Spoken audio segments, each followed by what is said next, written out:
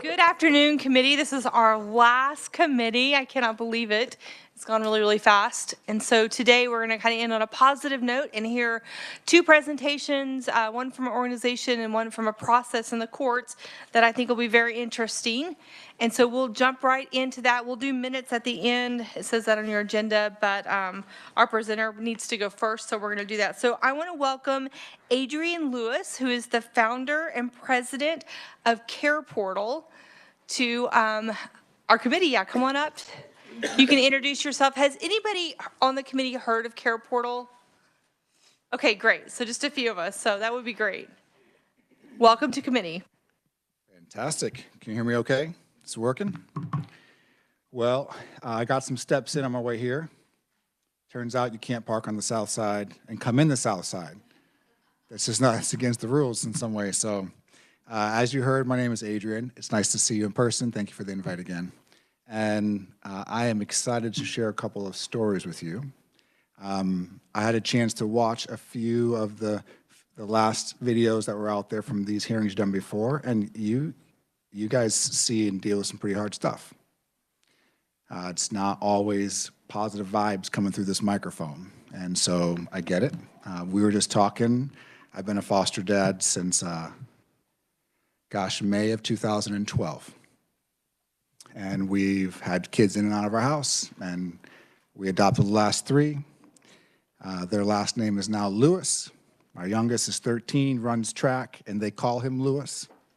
And that's not the name he was born with, but that is the name that he has. And so when you hear me share, I want you to hear that this is not academic, right? This is not a business venture. This is born out of, I'll even say, a calling God put on my life to see and serve the most vulnerable people, the most vulnerable children that I could. And it's led to the things that you're going to hear in a few minutes. And it's been a pretty amazing journey. So that's the starting point. Okay. A few weeks ago, I'm in a hospital. Find myself in this hospital, and I'm going to visit the 16-year-old girl. Her name is Maya. Maya's been in the hospital for months. And I'm bringing her some crumble cookies. I don't know Maya. I've never met Maya. So why am I in the hospital bringing Maya some crumble cookies? I'm there because like a week before that, I'm getting ready to get on a plane. And I get a message on my phone. The message is from Care Portal. My home church in Olathe, Kansas, is signed up for Care Portal. And so we get these notifications that come pretty frequently that there's a need of some sort. The needs come from a caseworker.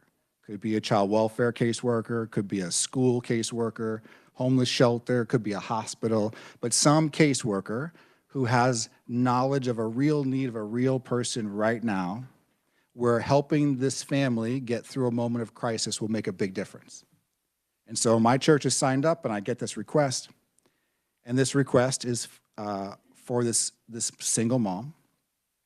She's got 3 kids, and the oldest of the 3 kids is in the hospital because she's had a terrible accident. And it's so bad that she's been in the ICU for months. And so this mom is doing what any mom or dad is here would do. When you are on the brink of potentially losing your child, you stop everything. And this mom is at the hospital every single day trying to love her little girl who she might lose.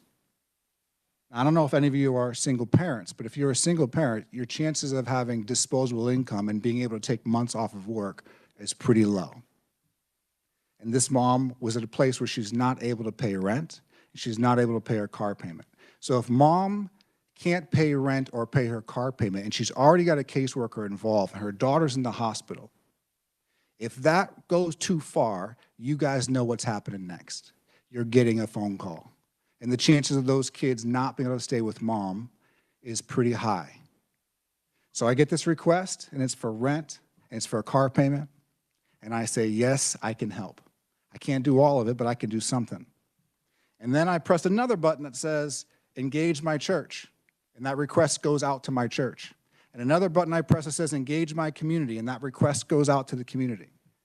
And by the time my plane landed, there was $2,000 available to help this mom.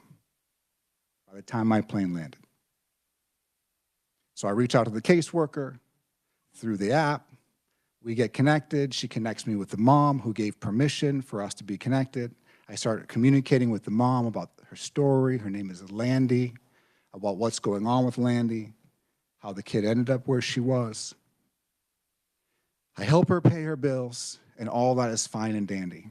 Like for mom, knowing that her rent has been paid and her car is not behind is a huge stress reliever for her. Huge. Don't underestimate the value of just that thing.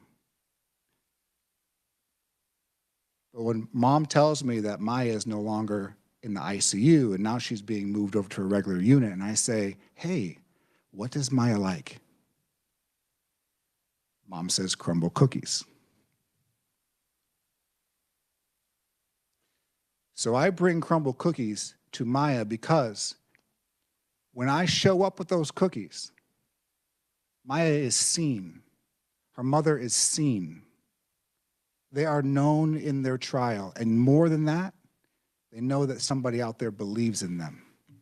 Somebody who is motivated by love as a neighbor believes in them. And what happens when somebody who is motivated by love can show up for another person? I suspect if I asked each one of you about a moment in crisis that you had, when somebody who loves you showed up to help you, the difference it makes in your life. We call that a meaningful connection, a relational experience that leaves like a lasting impact on a person's life. That's what we call that. And so what Care Portal does is it connects kids and families in crisis using this technology that caseworkers have access to with churches and businesses and people in the community who want to help, who want to show up with resources and with relationship to make a real difference in a person's life. That's what the platform does. Did my slides up by chance? No? That was supposed to be there the whole time. Surprise. And we've been doing this for a minute. We started this 2013, started messing around. 2015, we actually went live. We've been active in Kansas since then. And now you'll see, can you advance for me, sir? These are all the places across Kansas, all the counties where Care Portal is active. Care Portal is also active in 39 other states. We're headquartered in Kansas City. I live in Stillwell, Kansas. We've been at this for a while. Nationally, we've seen almost 500,000 kids served through neighbors coming alongside of them, all the caregivers that come along with them. The opportunity for this is massive. Last year alone, over 10,000 different caseworkers were able to submit a request into the platform across the country. And we are having tremendous success in the state of Kansas. Things are going very well. If you go to the next slide, 130 different agencies, schools, child welfare, private agencies, homeless shelters, et cetera, use the platform. Almost 300 churches use the platform in the city of Kansas. 11,000 requests have been met. 33,809 children's needs have been met, all through vetted requests that have come from caseworkers through the platform in the state of Kansas, and millions of dollars of economic impact, which is a combination of resources like the $2,000 I just told you about, and time and cost avoidance. Because what happens when people's needs get met in the right moment? The chances of them going into the system go down. And whatever we can do to help kids stay with a safe and stable family, we should try to do that. Go ahead and go to the next slide. We know there's more opportunity in the state of Kansas. Like, we've done it quite a bit. We're in 45 different counties, Wichita, here in Topeka, Kansas City, and a whole bunch of other places. But there's a ton more that could be done across the state.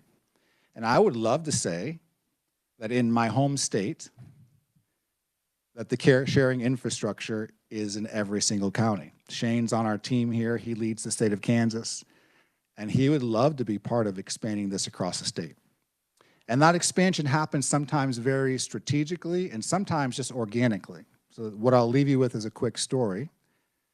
A little bit ago, there was a request that came in Lane County. A woman by the name of Michelle on our team in north central Kansas. Sorry, not Lane County, in Salina. She connected with this woman named Leah from Bless Hope Families, and there was a need for a foster family. That need was for $1,900 for this little boy that they were fostering to have dental work done, and they didn't have the resources to make that happen. That makes sense. But where do those resources come from? Well, if Care Portal was active in that county, then we would be able to just like do what I did, what happened with me. But it wasn't.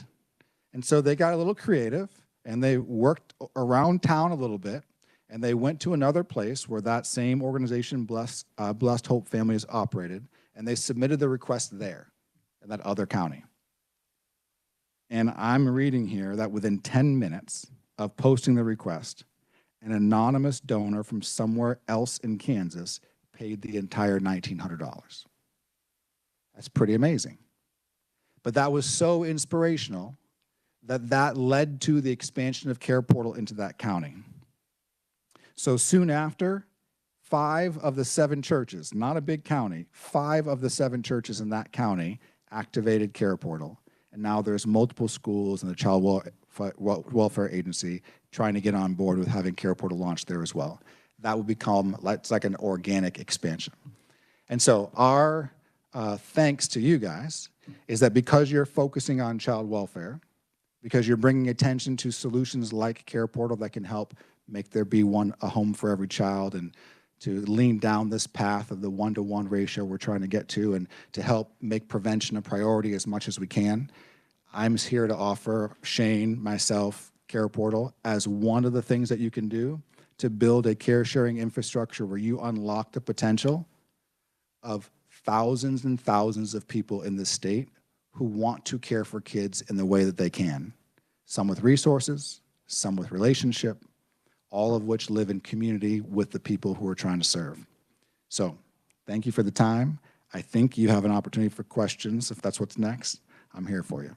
Thank you so much, Adrian. Questions committee, Representative Sappington. Thank you, Madam Chair. Can you expand upon some of the other different ways that needs can be met on the Care Portal? It's not just financial, correct? Totally. So the most common need is actually for beds, because safe sleep is really important, right? When a caseworker shows up and family doesn't have beds and there's a case, then they do what they need to do to try to get them beds. So that's at the very top of the list. Furniture is often there. Sometimes it's transportation. It could be mentorship. Anything that a caseworker can say, I know that there's a real need for this family that can help move the case plan along, they're able to submit into the platform and see what comes. Can I ask one follow-up? And then what does the follow-up with the families look like after that need is met? It's great. Sometimes it's me communicating with Landy to say, how are things going? It's engaging the family as much as they're interested in and engaging. There is so much that happens, we call it off-platform, after that need is met.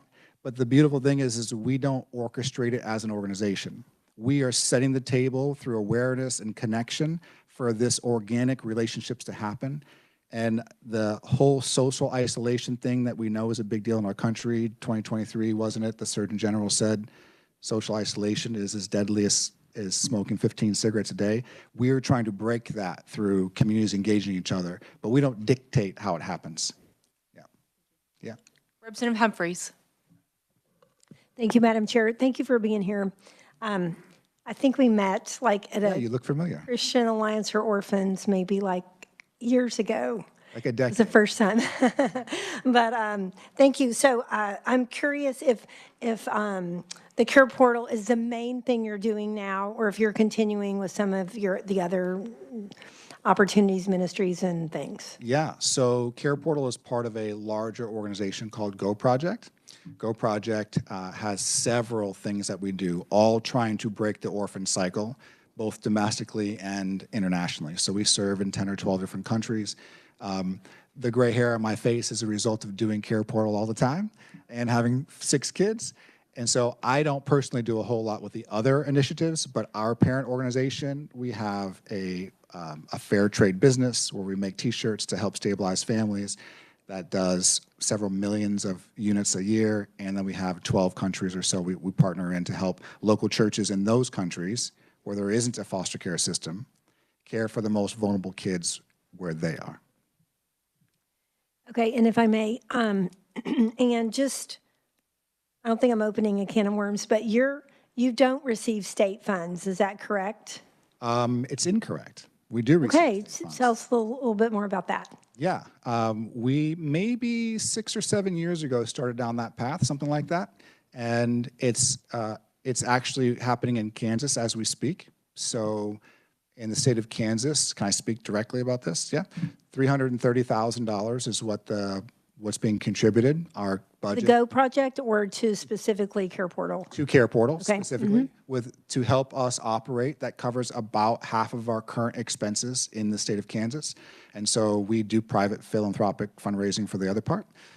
We also do that in many other states. In some states, the investment is higher from the government because they want to see Care Portal happen everywhere. So like in Oklahoma, just south of us, Care Portal's active in all 77 counties, and they contribute at a higher level to help make that happen.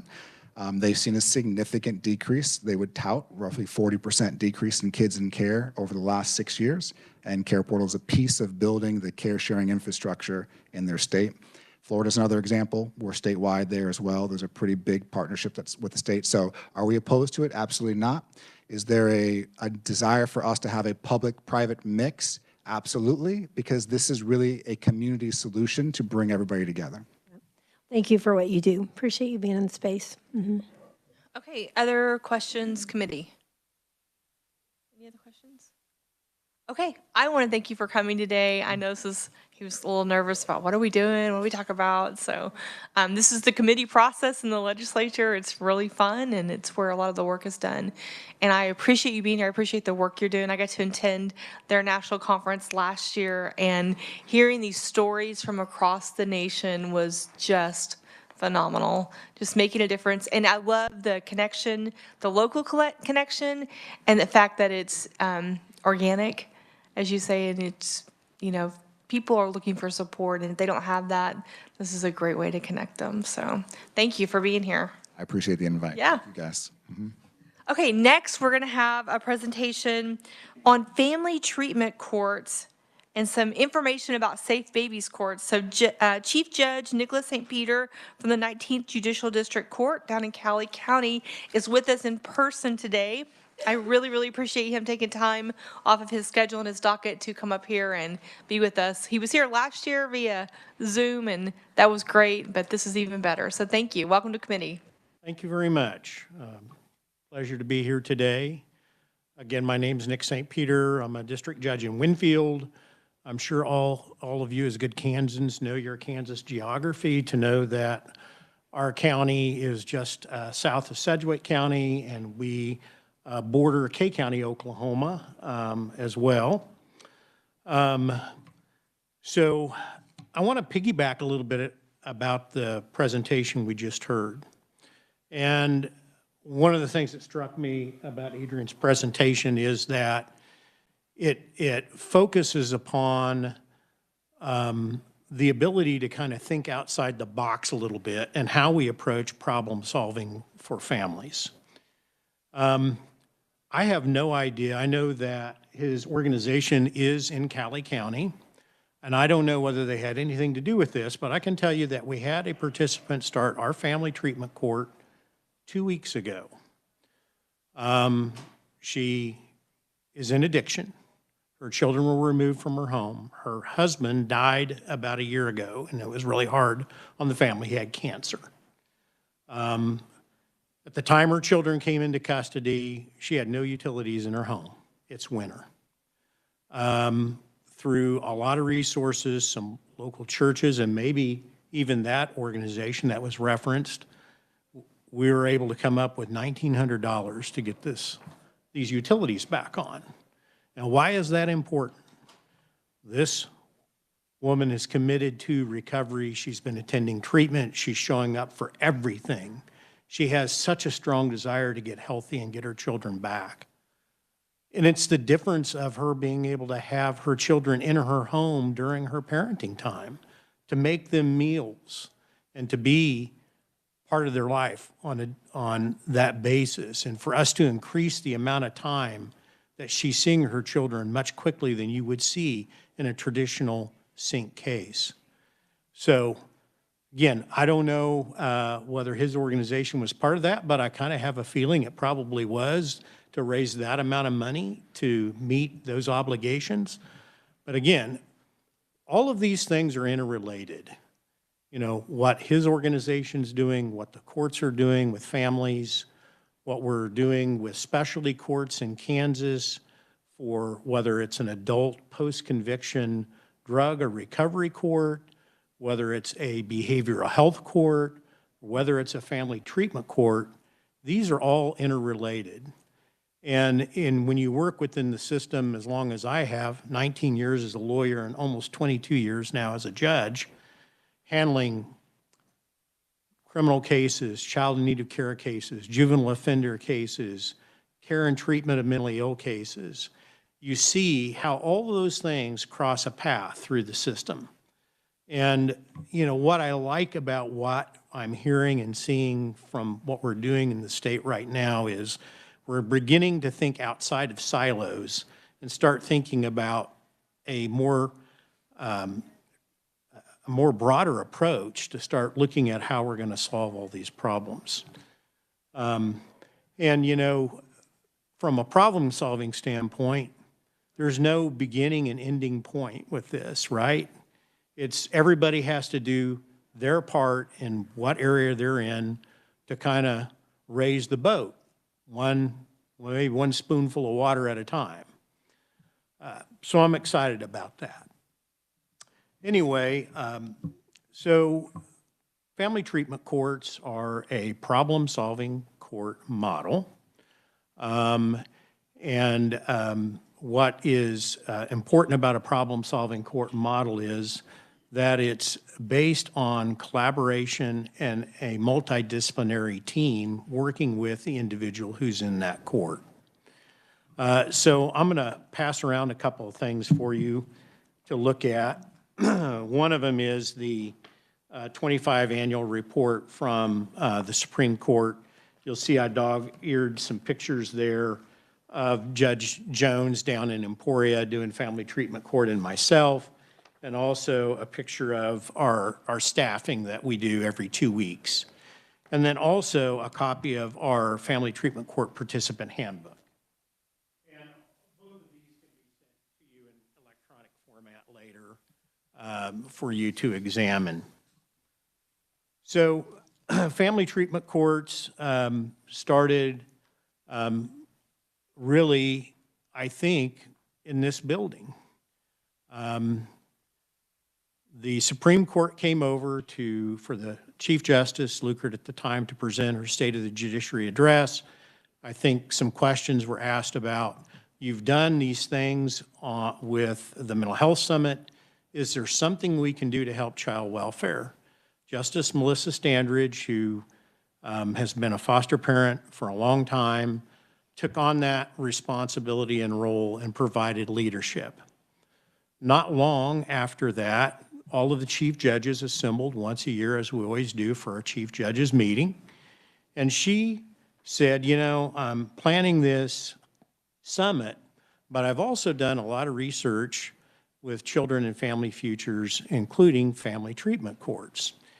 And as it happened, I had having been a sync judge for a long time, and also having spent nearly 16 years with a recovery court docket, had been thinking about family treatment courts for a while. And then there were two other judges who also had been thinking about it, and we all just kind of volunteered and said, look, if you're going to take this project forward, we would like to be part of it. And so the impetus really started over here. From there, a team was assembled with Justice Standridge's leadership that included Deputy Secretary Keyes from DCF, included Deputy Secretary Brown from KDADS, Don Huddleston from OJA, and a variety of players. and the 3 judges, and we met for over a year planning and the parameters of what this family treatment court would look like. As part of that process, we looked at a court in Oklahoma, down in Okmulgee. We looked at a mentor court up in Iowa. In fact, if you've heard about the 4 questions that are asked that originated in Iowa, we went to see the judge, who was one of the judges that came up with those 4 questions, because he had been doing a family treatment court for over 20 years.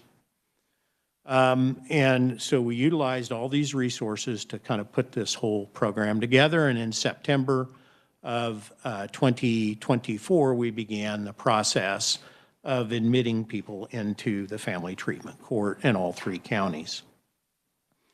The process by which people come into family treatment court is, it really starts with their first appearance in court in front of the judge.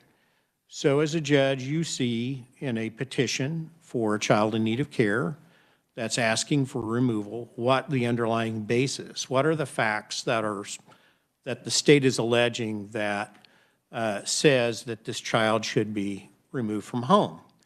And so when you see that the use of addiction and the use of controlled substance is an underlying thing, when they come into our court, the first thing that I'm doing is explaining to them, look, it looks like maybe your use of controlled substance is an issue here.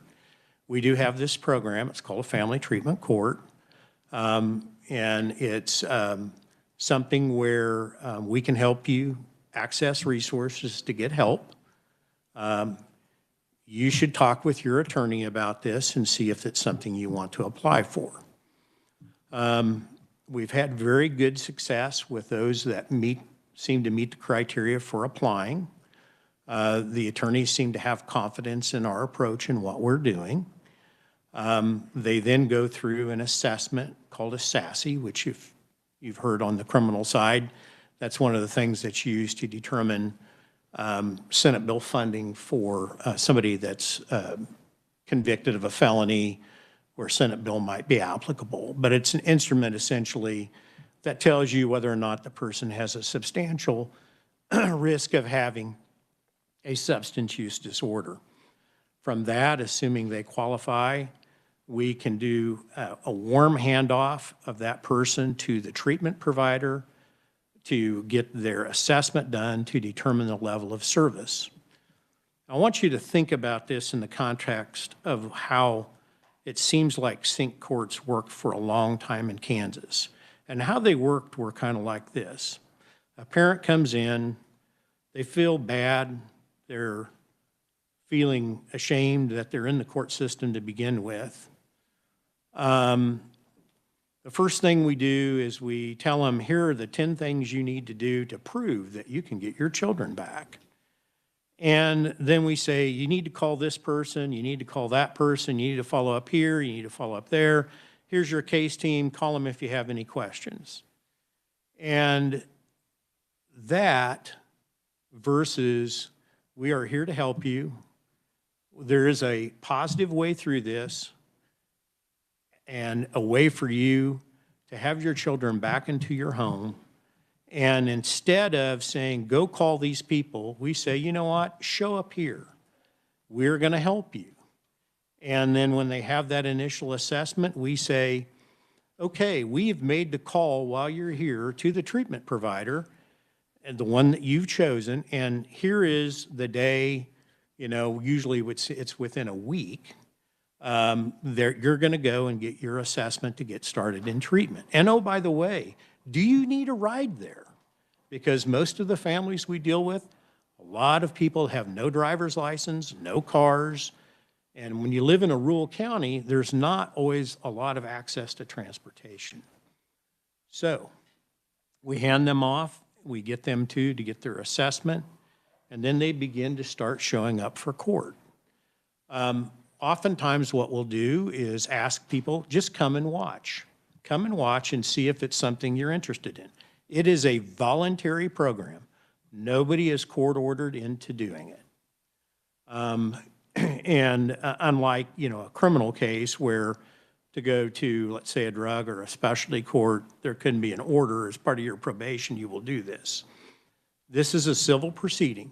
We don't use sanctions. We use incentives to incentivize people to continue to participate and participate well.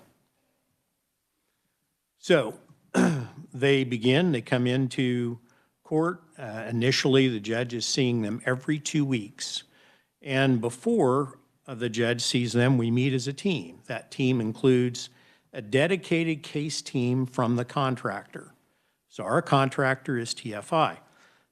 We have a social worker, a parent partner, and another helper that are part of that team that's just dedicated to the families that are in family treatment court. So they have a very low caseload, which is important because they're reaching out and communicating with these, with our participants oftentimes daily. Those participants come into court, they see other participants that are progressing through the program, they receive a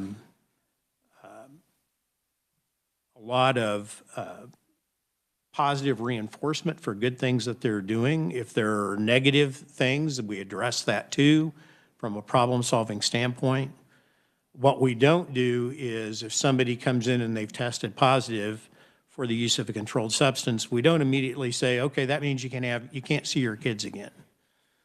What we do is try and work with them to figure out, let's examine what happened in the situation and learn something from it. Now, we're not going to obviously send a child for a visit if a parent's under the influence.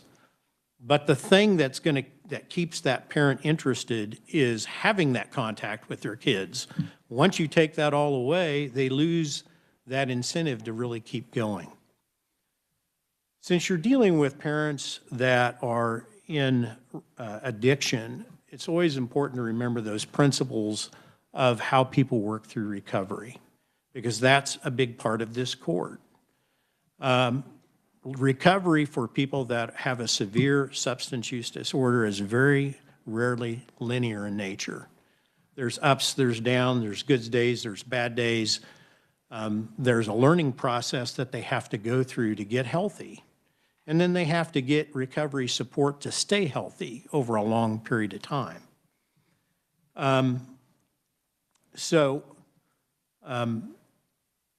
We're looking at those principles as well in terms of how we're treating them within the court system. And so when somebody is first starting, we're not expecting them to be perfect, right? We understand that they're going to have some struggles and that we need to be there to work with them through these struggles and help them learn something from it and work with their treatment provider. But in our team, we have the social workers, we have 3 attorneys, one that's a guardian ad litem and 2 that are parent attorneys. We have our treatment providers. In our case, we have an inpatient treatment facility in Winfield, Preferred Family Health Care. So they have a seat at our table. They have both inpatient and outpatient treatment. They also have reintegration for people coming out of treatment that need additional support. We also have our local mental health center, Fort County Mental Health. They have a seat at our table as a team member as well. That's important because a lot of people, the families we work with, parents have co-occurring disorders, which means they have both mental health issues and substance use issues. We've been pretty lucky to be able to, oftentimes with those parents, to get their substance use treatment and their mental health appointments all at the same time, which cuts down on the number of trips that they have to make, which interferes with jobs and the other things that they need to work on doing. So those are the folks. DCF, we have a representative from DCF that's there as well. And we work to staff that person's case before I see them in court. And by staff, we'll talk about things like, okay, did they show up for treatment? Also, as part of this, they're required to go over to our health department on a random basis. They call in a hotline every day. They're told, this is a day you must test. They have to go to the health department and provide a urine sample for testing within a certain time frame. That helps us provide some level of accountability to know how well they are doing. And since we're talking about their contact with their children, we do need to know whether they're continuing to use controlled substances or not. It also helps us learn about what treatment adjustments may need to be made for that person in terms of, do they need more treatment, or are they doing well at the level that they're in? They come to court after we've had this team meeting and we've discussed, did they show up for UAs? Did they show up for visits? What happened during the visits? Were they engaged with their children? Were there any issues there? Have they been engaged with their workers? Have they been, when they're reached out to by text, do they answer? What we're trying to really do is just build and encourage engagement with the case team and keep that happening on a regular basis. So then they come into court, and as a judge, I sat very, very informally. I don't wear a robe. I sit at the same level that they are. And I use techniques that are called motivational interviewing, which we've all three judges have been trained in. And that's where you're asking a lot of open-ended questions, kind of designed to help them think through some of their behaviors and issues that they're facing. But it's very conversational. Usually I'll start and say, you know, hi, I'm really glad to see you today. It's been 2 weeks since I've seen you last. I hear you've had a visit. Tell me about your visit, what you do with your children. Tell me some of the highlights of that. Do you know what they've been doing in school? Have you gotten updates on that? Then maybe I will talk to them about what they're doing in recovery. Hey, I see you missed an appointment. What happened there? You understand that when you have a substance use disorder, treatment is the medicine that you need to get better, just like if you had a chronic health condition, say diabetes, if you don't take the medicine, you won't get better. You have to take that medicine. Was there an issue with transportation? Kind of trying to address those issues. Then I'll also talk to them about, hey, you showed up for all the 4 UAs you had since I saw you last, and every one of them were free and clear of controlled substances. That's awesome. I see you're really making an effort. Your treatment provider is telling me that when you were there in group, you were engaged, you were talking about issues, and you were really making a strong effort. And our whole team will be there watching this. And for good things, everybody will clap as a team and give them positive affirmation. We also, I have small rewards, like a $5 gift card. Oftentimes, if they've done really well, I'll give them a $5 gift card and talk to them about, hey, you've got a visit coming up next week. What's something you could do with that $5 gift card with your children? And then when they come back 2 weeks later, I'll ask them, tell me how you used that $5 gift card. Tell me what it was like with your children to be able to make them a meal and sit down with them. And so all through this process, what's happening is you're building a therapeutic alliance between the judge and the team and this person. And it's that therapeutic alliance and the ability to create trust in the system that also helps them get better. It helps them work through their case. So we're doing these every 2 weeks for the first few phases of the program. Then as they move forward, we see them once a month in court, but they're still seeing their case team on a regular basis. Now, these are what I call simple check-in review type hearings. In addition to those, we also have the legal review hearings that are important in a child needed care case, because this is a legal proceeding and it does involve constitutional rights of a parent, and you cannot overlook that portion of it. So typically, we're having those legal review hearings every 90 days in our court, and that's where we're talking about permanency issues. That might include other parents that are not part of the family treatment court. So you can have a situation, let's say you have a mom who has 3 children and maybe different dads involved. Some of those dads may not be even in the area, or they may not be part of the family treatment court because they don't have necessarily a substance use disorder. And so the legal reviews encompass everybody. And that's where the court makes findings about permanency and also may make a change in a case plan task or something like that. When we're in the FTC reviews, we're not making court orders. We're not changing permanency or anything like that. We're simply, reviewing the status of where they are at within their treatment program. So that's kind of the process that we work with the parents. Having been an adult treatment court, post-conviction treatment court judge for a long time, when I started this, I can tell you that this is so much more complex than the adult side, criminal side treatment court. Because in that, I'm only thinking about this person that's in front of me. Here, I'm thinking about an entire system and a family. And sometimes kids, they have their own set of issues coming from the trauma maybe of a house that's been in addiction. And so I always tell parents, to me, this is kind of like we have 2 trains going on opposite tracks. One train is the parent and their recovery and the things they need to do. And the other train on that track is the kids and what their needs are to get them healthy enough, with the idea that at some point, these 2 are going to intersect and we're going to put them all back together. But those trains don't always go at the same pace.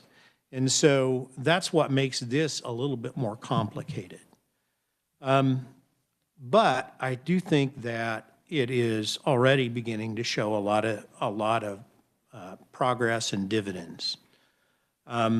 First of all, we have had in our court already 1 person graduate and have reintegration with their child. This is a child that when we started, mom was still testing positive for controlled substances. This was a child who was waking up with nightmares saying, "Mama, don't choke me." This is a child that was 3 years old that had a lot of behavior issues. What we saw in working with this mother is that she got healthy and worked through recovery and maintained recovery, and did a great job with that. But she also learned a lot of patience and how to handle a really high needs 3-year-old child, how to deal with those behaviors in a positive way. And we've been able to reintegrate them. The case has been dismissed. We entered an order that involved the dad as well. He had just gotten released from the Department of Corrections, and we're able to do that. We have another participant. The child is 14. The mom has graduated from family treatment court, but still attends because her husband's in family treatment court. He has not quite graduated yet. But we have not been able to reintegrate the child home yet, simply because of a lot of housing issues for the parents. And so we've been trying to be creative and look at ways that we might be able to help them solve that issue, including, sending dad to voc rehab to try and get some additional skills to get employment, and moms on disability. There's a whole myriad of problems and barriers that you have to kind of work through. But what's great is when you got this whole team and you're assembling every 2 weeks and you got a lot of creative minds, you find ways to work through these barriers to help people. And with all treatment courts, you start off helping them a lot, but over time, they have to accept more of those burdens because you've got to be able to see that they can handle this on their own when this process is done. But you can't do that at the very beginning. I can tell you that I've talked to many judges across the state that are so excited about these family treatment courts because they've seen the same level of frustration that I've felt for so many years as a judge handling these cases, and that is, it felt like as a system, we told people, here's all the things you did wrong.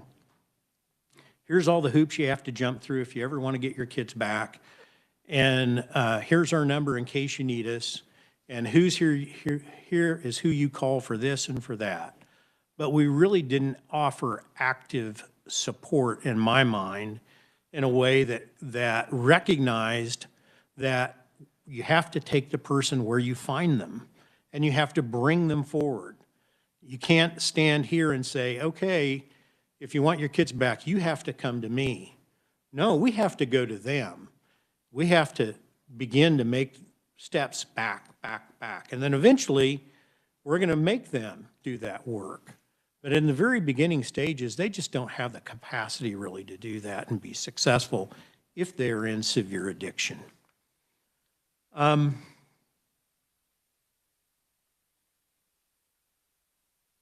will say that one of the things that I am seeing with having this dedicated case team, and by the way, that case team has to buy into this thought process. I know in at least one of our pilots, initially they had some case team social workers that kind of still had that old thinking of, well, why are we doing all this stuff to help them? Aren't they supposed to do all this if they want their kids back? No, you don't understand that you have to help them and that eventually they will take that responsibility. You have to have a case team that will really buy into that process. And fortunately, in our county, we've been able to do that. I think that principles that we're seeing from these courts and why other judges are so excited about it is that it's a level of engagement. I think that that's one of the things that we are beginning to see in other cases in our county that are not family treatment court cases. We're beginning to see the social workers have an even greater level of engagement, even in those cases. And I think that that's going to pay dividends for us, but I also think it'll pay dividends as these courts expand across the state, as I hope. In my testimony, you'll see I referenced, paying for treatment. We had, fortunately, KDADS worked with us. We were able to get $1.5 million with the legislature to pay for treatment, and we were able to get a reimbursement rate that was equal to Senate bill funding for treatment. Why was that important? When people are in addiction, you got to strike when the iron's hot. When they're willing to go, you need to be able to get them there to treatment and get it started. You can't say, hey, in 2 months, we're going to have a bed for you, because in 2 months, they're not going to be there. They're not going to show up. And we can sit and say, well, that means they don't want their kids back. But that's how we end up with kids in foster care for a real long time that languish within our system. And it's not good for them. So having that reimbursement rate higher, one of the things I learned as a criminal judge is if I have that reimbursement rate, you know what, I can get somebody into treatment within a few days. If they're block grant funded, I may be waiting on a treatment bed for 2 or 3 months. Again, in the criminal arena, maybe somebody's in custody all that time. But in a civil proceeding like this, that's not the case. And you just lose those people before you ever see them. And that's what judges have been seeing across the state that's been so frustrating and why I think they're so excited about this. But that reimbursement rate is important because it allows us to get people into treatment more quickly.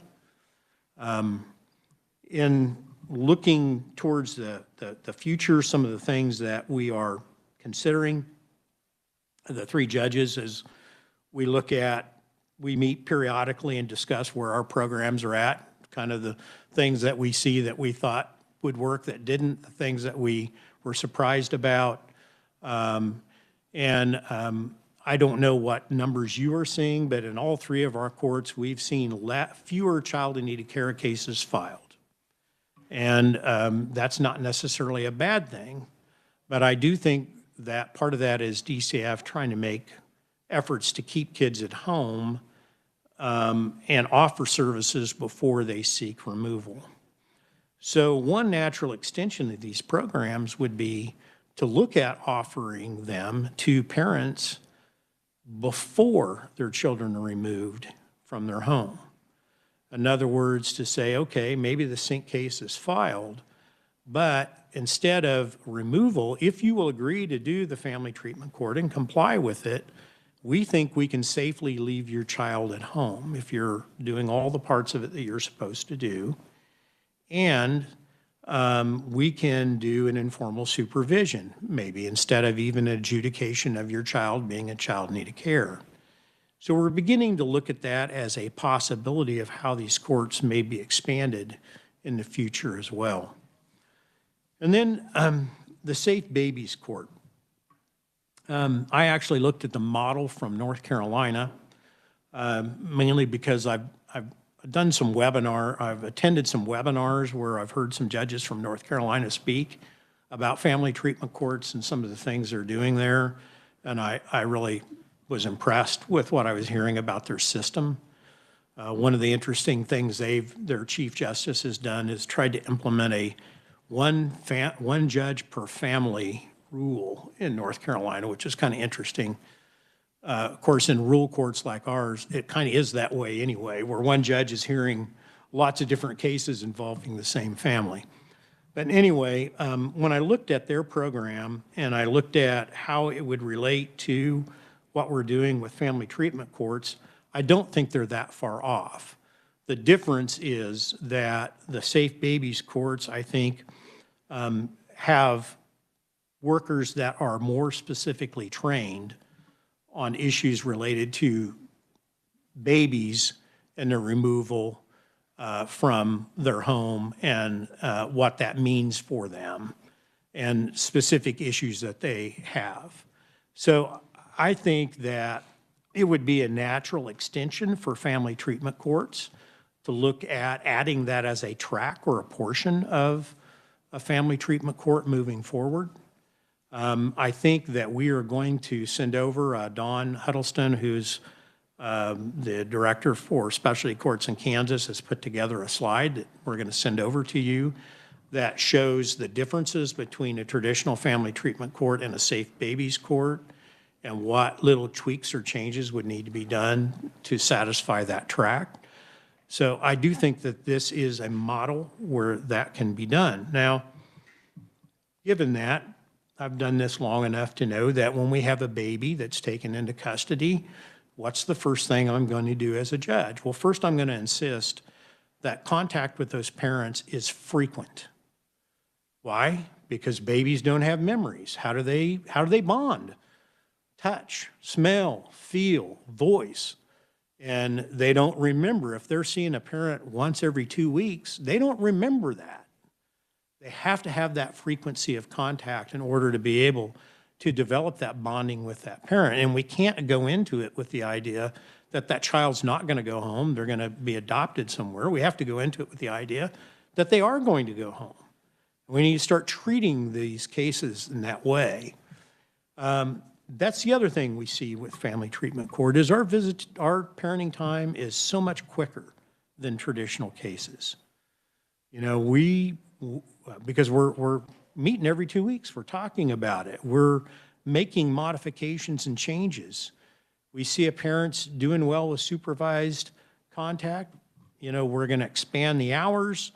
And then 2 weeks later, we may go to, if things have gone well, there's been no safety issues or concern, they're showing up where they're supposed to, they're engaged, we may look at monitored. And then very quickly, we'll look at in-home visits for that parent that's not supervised, where a worker may come in, you know, once during a a visit of several hours and check on them, or once or twice, and just say, how are you doing? Do you need any assistance or help? We're moving that up much faster than you see in some of the traditional cases where, well, our standard rule is you get 2 hours every 2 weeks, and that's all the staff we have for this. Now, we have dedicated staff that are working these cases, and the availability to have, for those parents to have increased contact. But I don't think we're too far off from where we could go to add a Safe Babies Court as part of this. And I have done a whole lot of talking. The dangerous thing about asking somebody to talk about a subject as broad as family treatment courts is you end up hearing what I want to tell you. But what I'm really interested in is telling you what you want to know. So I'd like to stand for some questions or comments. Okay, thank you, Judge. Representative Brownlee Page. Thank you, Madam Chair. First, how is your program funded? Well, right now, our program, our county funds our attorney's fees. We spent $19,100 on attorney's fees of our county's money last year just for 3 attorneys for family treatment court. So that's part of my budget. We were able to use the Title IV procedure, and we were getting a portion of that back from the federal government. The rest of this, the treatment is being paid for out of that $1.5 million that we barely have used very much of. There's still plenty left for other courts to expand, and that's important. But the rest of it is just essentially using the same things we already have within the system. We already have a contractor. That contractor, I believe, is probably billing DCF, I'm guessing, at a higher rate for those services. But then in turn, as I understand it, DCF can recapture some of those funds from the federal government as well. Can I ask the follow-up? You may. If a parent goes through the program and they're successful, do they have a chance to take their name off the registry? Or does it go on the registry if there's an accusation of abuse or whatever? Do they have a chance to restore themselves that way also? I don't know the answer to that question. That's not something we've addressed. That's an administrative court, not a district court judge. So it would just be case specific. If there was a DCF investigation, if they substantiated, they'd be on the registry. But I don't know that this judge would know anything about that. But I was just wondering Yeah. if they had a chance to really get a clean record and start over. They will with our bill that we're passing this year. Yes, ma'am. Yeah. No, you're good. By the way, in asking that, on the adult side of recovery courts, you did pass immediate expungement if they successfully complete a treatment court. And we have utilized that very, very well, where our graduates, after they finish phase 5, which is following graduation, we now have a self-help center in our county. We've worked with Kansas Legal Services. We ship them over to get those convictions expunged off their record. That's great. Other questions, committee? Representative Humphreys. Thank you. So is this viable? I mean, is this something that can happen? And I practice in Sedgwick County, so just, I'm thinking, and plus your personality seems perfect for this. And I just am curious, how might it work in a different kind of judicial district that's different than the 19th? Well, as a matter of fact, Judge Macias has reached out to me. We've had one meeting scheduled where he ended up having to cover a temporary custody hearing, and then we're rescheduling that meeting. I do think it could work in large counties, but I think that what I have seen with all specialty courts that I've been involved with, and I do an AOT court as well, is it takes, first of all, a judge that really wants to do this, that's sold on the process. And my belief is that you will find a judge or two in Sedgwick County that will be excited about this process. So that's the first thing. That judicial leadership is extremely important in getting these courts going. The second thing is that, it's all about scale. And so it may be that it would take more than one judge in Sedgwick County to do this. Or it may be that there's one judge and that's all that judge does is the family treatment court with multiple dockets over varying days. And maybe, obviously, multiple case teams and probably several attorneys to be able to staff that. But it is doable. It's not just small counties that can do this. They do it in large metropolitan areas all over. So I think it can be scaled to work there, but in my opinion, it takes a judge or judges that say, I want to figure out a way to make this work that can bring along players. And I don't want to seem egotistical about this, but let's face it, when the chief judge of the district tells everybody this is going to happen, it does carry some weight. And that gets players' attention and brings them to the table and willing to talk and work through things. Thank you. And so do you have to, at times, decide that this particular sink case, this family, this isn't going to work for, because I'm thinking in Sedgwick County, I mean, if Judge Macias were to get involved and Chief Judge said, okay, fine, we'll do this, how would you decide which cases get to go to family court and which, I mean, I don't know, in your district, maybe they can all, you have availability for everyone, but I'm just thinking in Sedgwick County, it's going to have to be some sort of So how I would selection. envision that process would work is, first of all, the judge and the attorneys have an idea of whether or not a substance use disorder is the underlying issue that's impacting this family. Mm-hmm. So when they see that, then they would talk to their client and say, do you want to apply to this program? They fill out essentially a quick application. It goes to a coordinator. That coordinator, by the way, works for Sedgwick County. She's the Veterans Treatment Court Coordinator in Sedgwick County. She comes to Winfield and helps us with our family treatment court. They would set the person up. They would do the SASE evaluation. They would set up the drug and alcohol assessment. And then it becomes whether or not this person is willing to commit to it or not. If they're not willing to commit to it, they don't come into the court. So there's a natural selection process there as to whether or not they will even apply, and then if they apply, whether they're really going to commit to it or not. Probably what you would do is you would maybe in that court, maybe you would develop a team that would look at cases as they're coming in, that would include the DA, like I didn't mention, but the county attorney's office has a representative in all our staffings and all our court proceedings.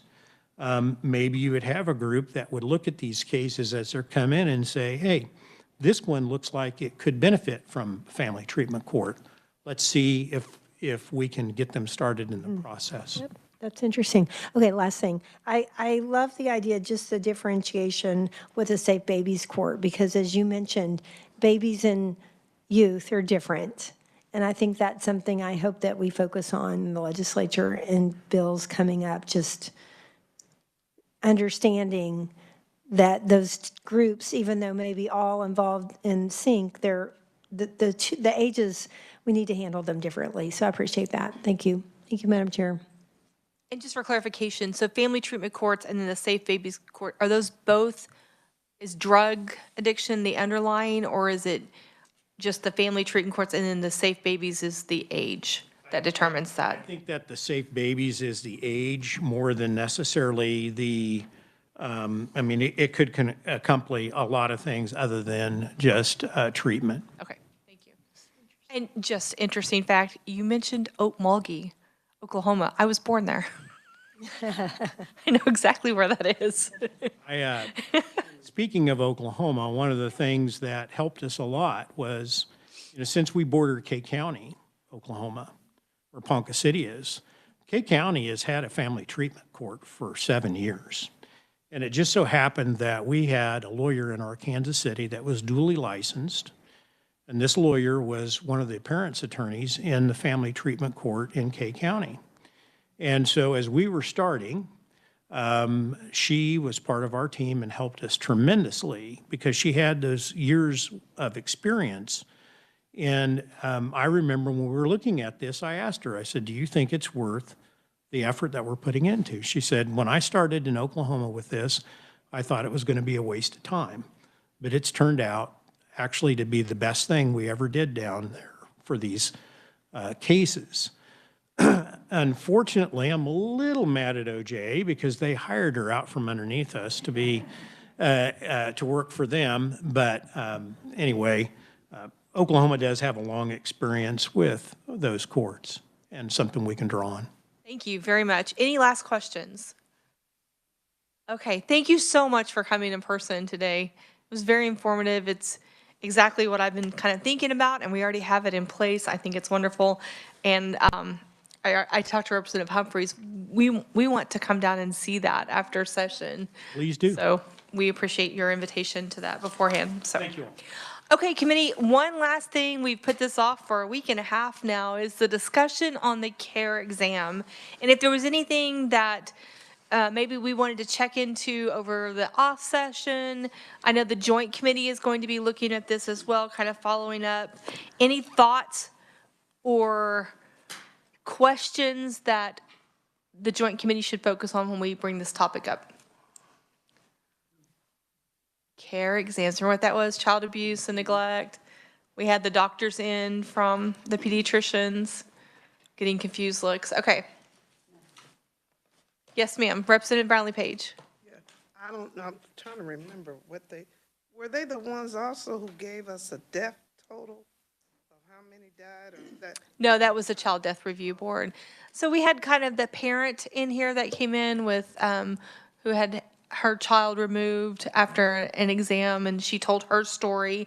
And then we had the pediatricians here, and then we had kind of Jesse kind of tell us about, our revisor, what the law stated about that. Representative Brownlee Page?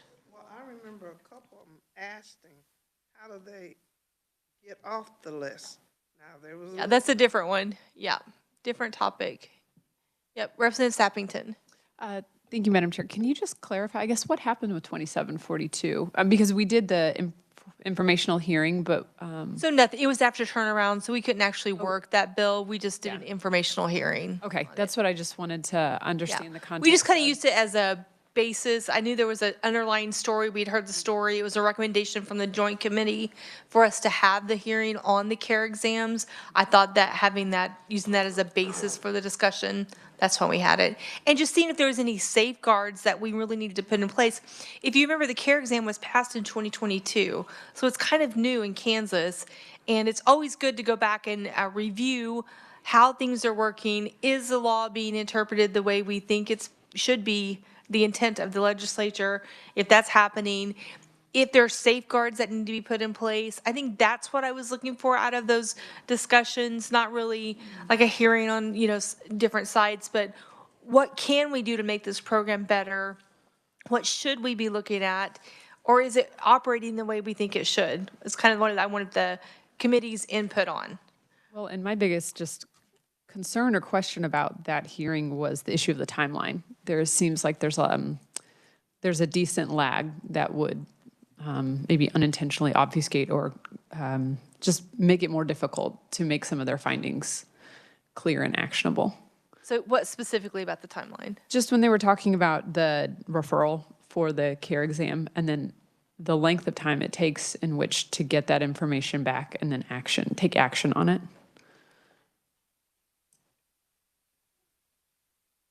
Okay, thank you.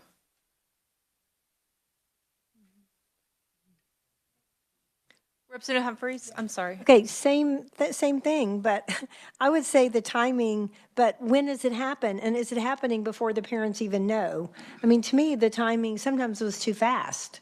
Or without consent. And, you know, so the timing question overall is, I think, would be better to understand that. Okay. Thank you.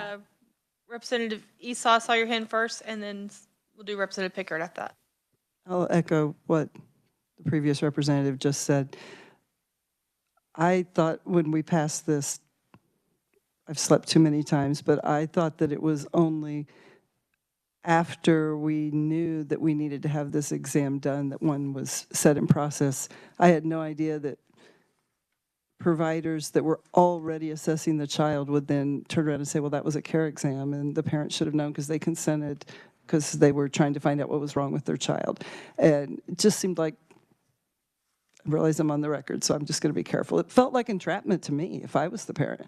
So legitimate, or I'm misunderstanding it, it doesn't seem to be working the way I thought it was going to work when we passed it. So I don't know what questions I have. I'm just, it almost seems like it was just a way to pay the providers for the fact it takes longer to do the exam, which that part I had no problem with because it does take training and takes longer. But I don't think it should be happening as simply part of an emergency room situation. That just doesn't feel like what we intended.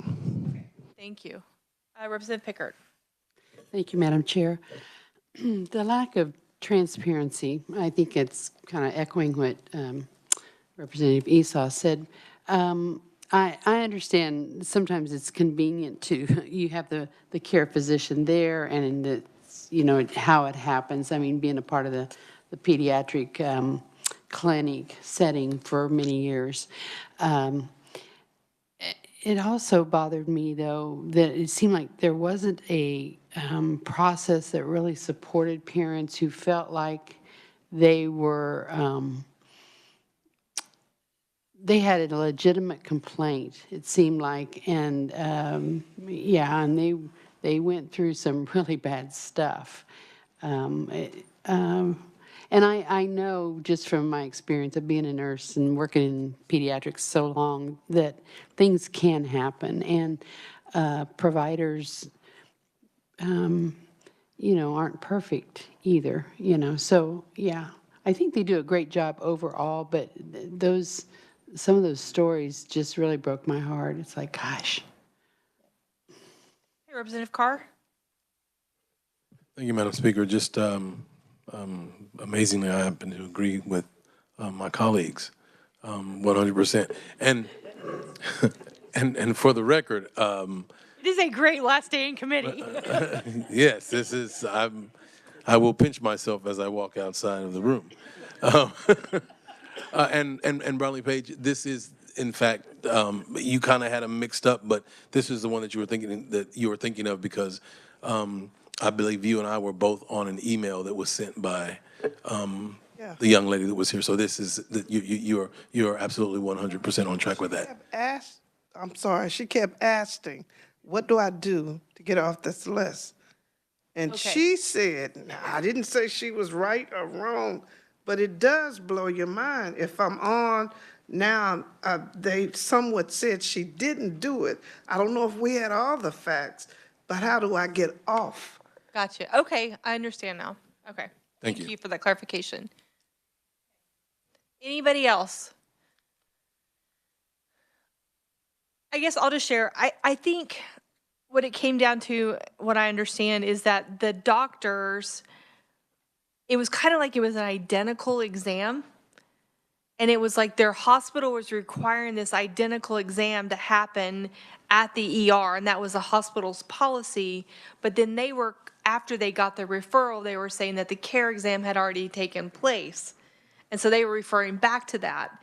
And so the question I have is, I think statute is very clear, and Jesse can correct me if I'm wrong, that care exam is supposed to happen after a DCF referral.